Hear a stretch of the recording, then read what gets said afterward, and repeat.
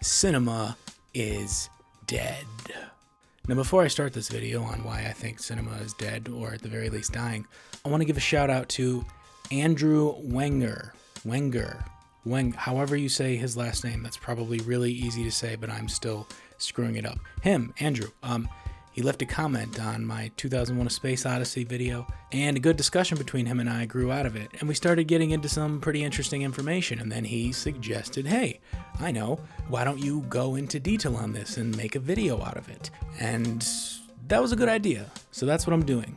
So be more like Andrew. Leave comments that lead to discussion, and then tell me what videos to make, and then you too can have the great honor that is now being bestowed upon Andrew by getting a shout out in a video that'll get 20 views. Okay, so I'm just gonna wing this, and let's see how it goes. Oh, and then before I start rambling on about the death of cinema, one more thing. I need to give another shout out because I actually got a comment on my Die Another Day video asking me to do another one on Quantum of Solace, and I did, but I never acknowledged it in the Quantum of Solace video, so sorry for not shouting you out until now. Faisal Tariq, thank you for the nice comment, and thank you for the idea on the video. But okay, let's talk about why cinema is dead and why modern movies in general are bad. Let's complain. Let's just complain. Let's just rant. Let's just say whatever. Okay, I'm gonna have to divide this up into like parts or something, because otherwise this rambling is gonna get way too. Just go to the first part. Modern movies are bad. Cinema is in a very bad state. We all know this. We all know that modern movies in general are way, way, way worse than the movies that were coming out 10, 15, 20, God, it seems almost even 5 years ago. Why are they so bad? Why are all of the stories so bland? Now, it could just be said that since so many movies have been made, and with that, since so many stories have been told, as the film industry chugs along, constantly making more and more stories, it's going to become increasingly difficult for them to show something new. Every movie is going to seem like a movie that came out 10 years before. The same tropes, the same cliches. Making something unique, you would think, would become impossible. But I don't think so, because there's still an infinity of stories out there. There's no shortage of what could be done, of what movies could be made, of stories to be told. But what we are doing right now, instead of exploring that horizon of infinity, is wasting the opportunity. I mean, really, right now, anything is possible in filmmaking. Filmmakers can show any scenario. Before today, the technology really limited the stories we could tell, or at least tell well. But now, any sort of story can be shown. But for some reason, we are only showing the same stories. We can do anything, but still hardly anything is getting made. Maybe it's because, like when you have 5,000 channels to watch on your TV, and it seems like nothing is on, or you have 50,000 movies to select from on all of your streaming services, but you can't choose anything.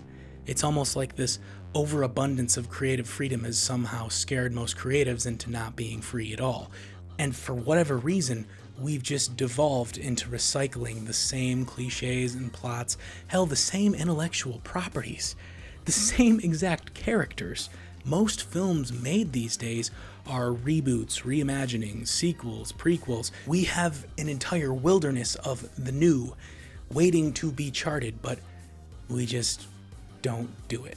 Instead, we make Wonder Woman 17 and Toy Story 7 and Star Wars 32 and yeah, I guess I've inevitably reached the part in this rant where I have to talk about Marvel and Star Wars and Disney.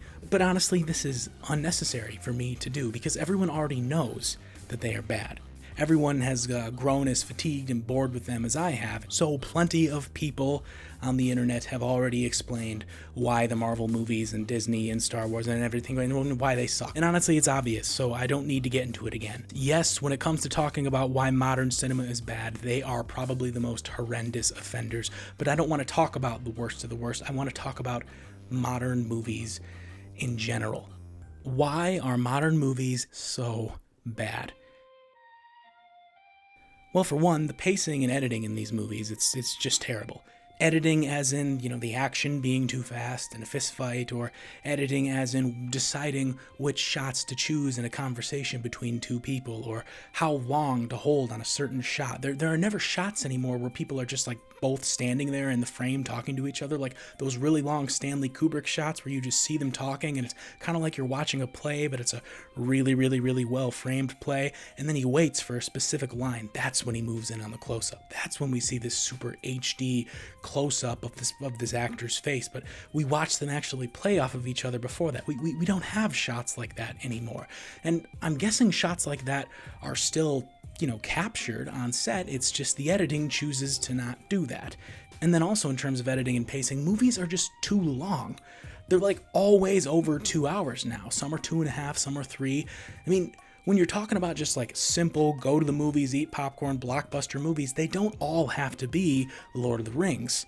And then of course there's the CGI, the over-reliance on it, the fact that they can film entire movies just inside green screen rooms. It takes so much of the magic out of it. And I'm not saying all CGI is bad, but it needs to be hidden, and it needs to be used for things that you can only do with CGI. Like, we have magic, but we shouldn't overindulge in the magic. You can't actually have an alien race and a big ship and stuff like that. CGI makes certain things possible, but that doesn't mean it should always be used whenever there's the opportunity. It means you should use it when it's your only opportunity to show something. Also, the music in new movies. It's like there are no more good composers. Hans Zimmer is fine and everything, but he's past his prime, and now everything basically just sounds like his music. Everything sounds the same. I can't tell the difference from one movie score to the other. There hasn't been a John Williams score, like a Jurassic Park or a Harry Potter or Indiana Jones or Star Wars. Like, nothing strikes out and really just, yeah, that's that song. When's the last time that's happened in modern movies? It hasn't in a while. I'm sure there are a few rare examples. I would love in the comments section if you could point out some modern good movie scores, because besides, like, I don't know, Sicario had a really cool movie score, but it still just kind of sounded like any other movie score. I mean, in the way that we're replacing real explosions with CGI explosions, or even real sets with CGI sets, it feels like we're replacing good creative music with just wow, just like ambient hummy or explosive, just, you know what I'm talking about. Can you tell I don't have a script for this? Jesus, I can. And when it comes to those ambient effects, like that grindy suspense noise, like, what is that noise? Okay, I need to find an example of that. I need to find that thing. I hear that all the time. Stop. Stop doing that. And yeah, a lot of the shots, very pretty. A lot of the animations and CGI designs of the bullshit worlds, it's very pretty. The films are very pretty. The films are bursting from the scenes with their pretty bullshit. But somehow, the films, they just seem hollow. And why do I think this is? Well, it's because it's missing the most important thing. Their stories are shit. This leads to them just being soulless. If the story is shit, then the film in general just becomes empty. No matter how much money and talent you throw at it, it's just gonna suck. If the story sucks, then the movie is going to suck. I'm gonna transition to another stage of thinking about this. Let's try to look at movies in a different way, because I think a lot of people get tricked into thinking that movies are more art than they are products. Certainly some movies are, but really where good movies are found, good successful movies, it's in that balance between artistic for those who want to analyze it, study it, feel something from it, and also just exciting for the people who want to be entertained. You want to try and make a movie in the way that Spielberg or Kubrick does, where you can study that thing to death. The biggest film buff, the person who's just, well, I only like the smartest films with the deepest of themes, they can like that movie. But also any dumbass who just wants to get away from his boring life and just enjoy himself on a Saturday afternoon, they can enjoy it too when they go to the theaters. That is the balance that was so often struck by all these older movies that we now consider classics. Because movies are products. They have to put a lot of butts and a lot of different theater seats, but they can also be art. And there's some sort of perfect balance in between these things where the real gold, the legendary movies, that's where they're found. But movies today, this balance is way skewed. I mean, clearly, Movies today are just products. That's all they are. And again, movies have always been products. It's just that the veneer of so-called art just wipes away so easily from all of these new films. Now, studios aren't concerned at all with making something of quality. At least not most of them. Now it seems like their only goal is churning out as many films as possible, accompanying them with huge marketing campaigns, because they want to make a shitload of money in the opening weekend and the weeks that follow when it's in the theaters. And movies before could come out and really not even be that successful in theaters. I mean, yeah, sure, it helped, but a movie had a good shelf life after that. It could be rented, it'd be bought on DVD, it could maybe find a second wind later on, but that's not how these movie studios see this anymore. With, I don't know, online illegal downloading and things like that, for whatever reason, the companies want to make all of their buck in the first bang, and this has caused them to develop a pretty effective, I'd say soulless, but effective system at churning out huge movies. These are big, yet fleeting events with the sole purpose of selling as many tickets as possible as soon as possible. They have made the fact that this is just a big assembly line very, very obvious, but God, it is an assembly line that they have perfected.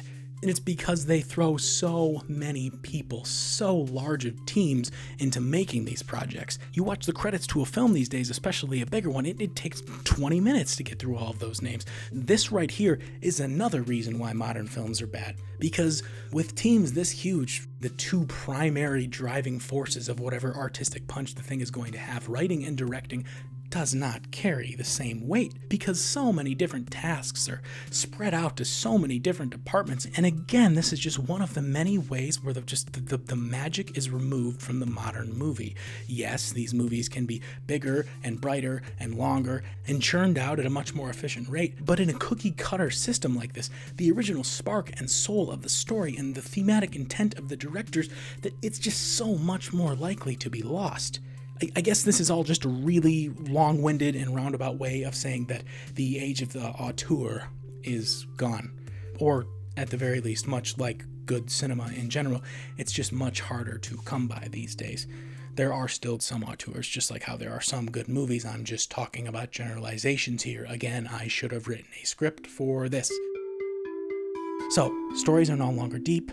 Films are no longer interesting or engaging. They just pretend to be engaging. They put a spectacle of vivid effects and loud noises to turn movies into something not resembling cinema at all, but something like theme park rides. Yes, I'm sure all of you have heard that Martin Scorsese calling modern films something like theme park rides, not cinema. And that is not a knock against theme park rides, because theme park rides are pretty fucking awesome. You get to sit there and for like 5 to 10 minutes you are in this world. You are there. You are there. There isn't really a story. There isn't like a character arc. You don't learn much about your own life, but you have a really cool experience. And that's because you are there. But they've applied this approach to movies. Movies where it's supposed to be this long story where we see change and growth. That's what movies are for, but instead they've just taken all that out and they've just replaced it with the same bullshit you fill a theme park ride with. Except all the bullshit you fill a theme park ride with is really cool because you're there in person. You're seeing an animatronic T-Rex right in front of you. You're seeing lasers shoot through the smoke right above you. It's cool to actually be there. But it isn't cool to see any of that bullshit spectacle just on a screen. That's not what movies are for. That's what being there at a theme park ride is for. All the film industry has done is just added in a bunch of color and explosions and effects and loud noise, and just taping on as many bells and whistles as possible along the way. But why? Why did this happen? Why did the film industry resort to these sorts of tactics? Well, there's a theory that it has to do with the competition between cinema and the television. Let me explain. When televisions grew in popularity in America in the late 50s and the 60s, they started actually making, dramas, fake stories that people could escape to by, watching a screen and hearing some actors exchange some dialogue. This is usually what the movies did. TV was now able to do what the movies did. And really, before the 50s, movies weren't quite the artistic Goliath that they went on to become in the decades to follow. They only became this, at least in my opinion, once television showed itself as a competitor to people's attention. Once television started showing stories, showing drama, the movies got dramatically better. Literally, like the drama on the movies became like much more dramatic and realistic. The themes, the struggles, the history, the psychology, the violence, everything was raised up after the late 60s. And I'm sure the counterculture revolution, people not caring what they were going to say in their work, and I'm sure that had a lot to do with it too, but I'm just talking about TV right now, because TV made the film industry rise up to the artistic levels we are used to today, because they had to compete. And this went on for a long time.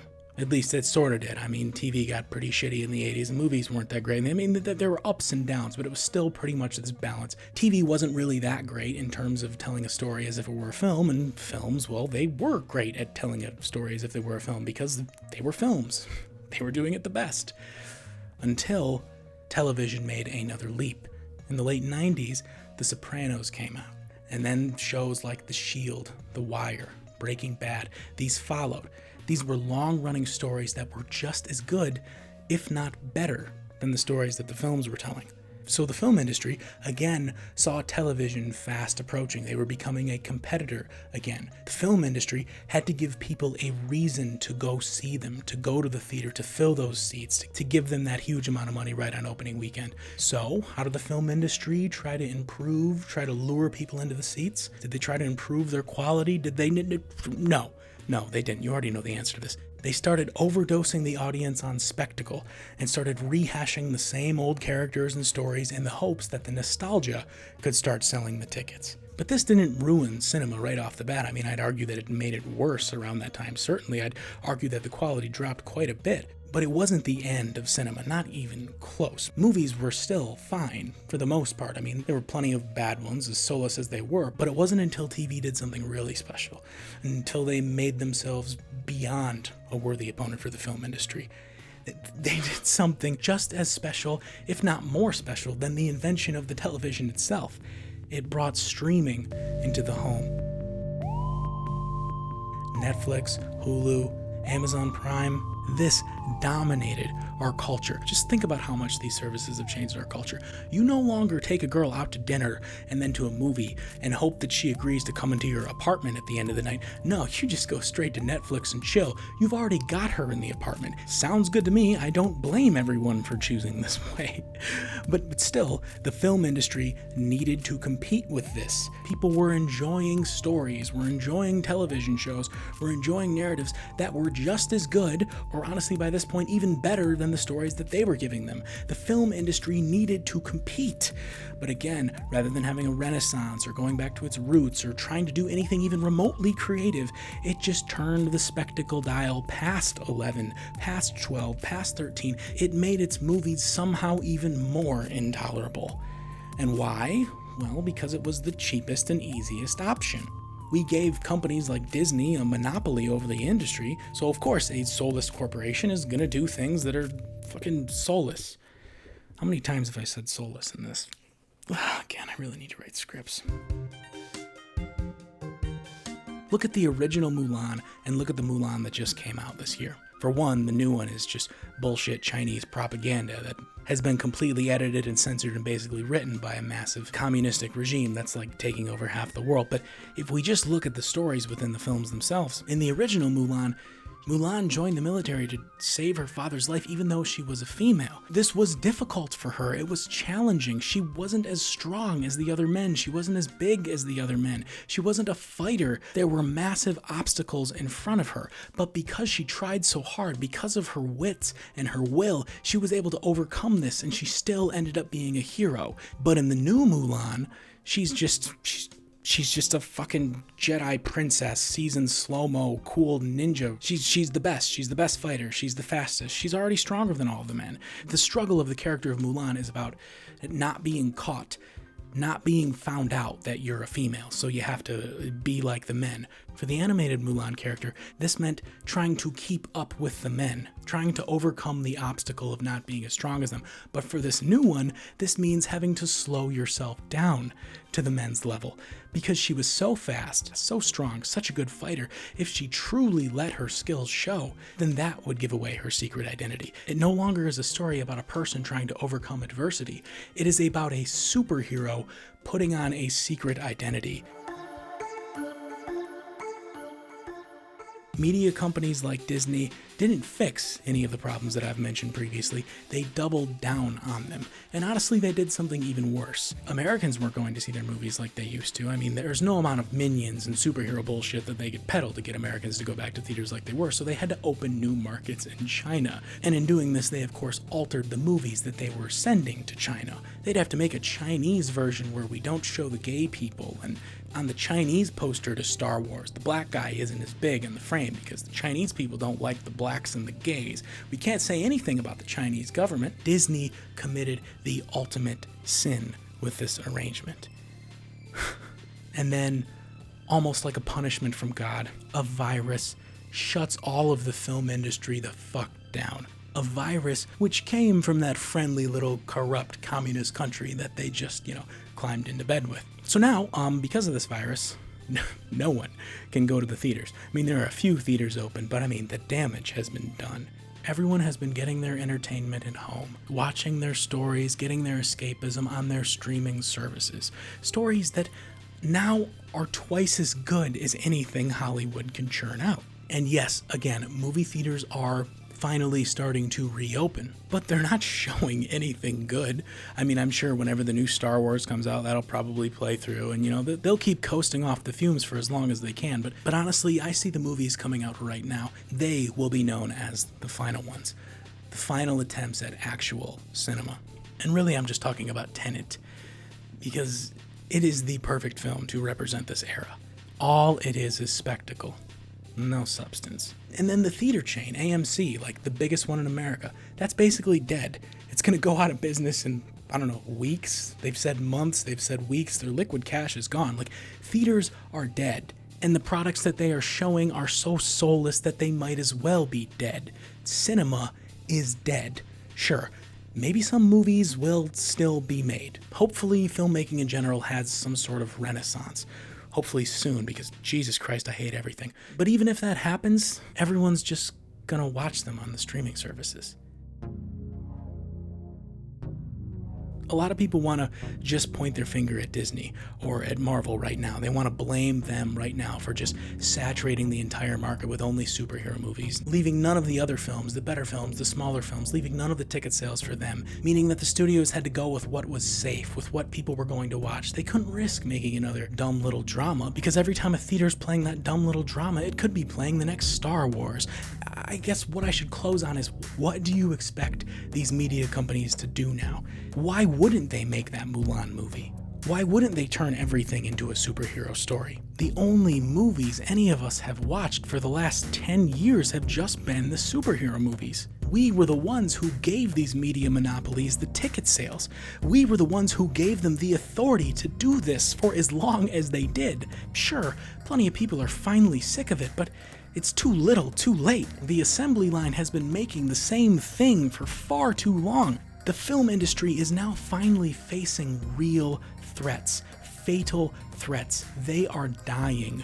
But because of how we voted with our dollars, because of them only mastering the one trick that we taught them how to do, the industry has nothing in its tool belt to save themselves. Now you get to see my end slate. I'd really appreciate it if you clicked on some of these things on the end slate. Please? Just kidding, I won't beg.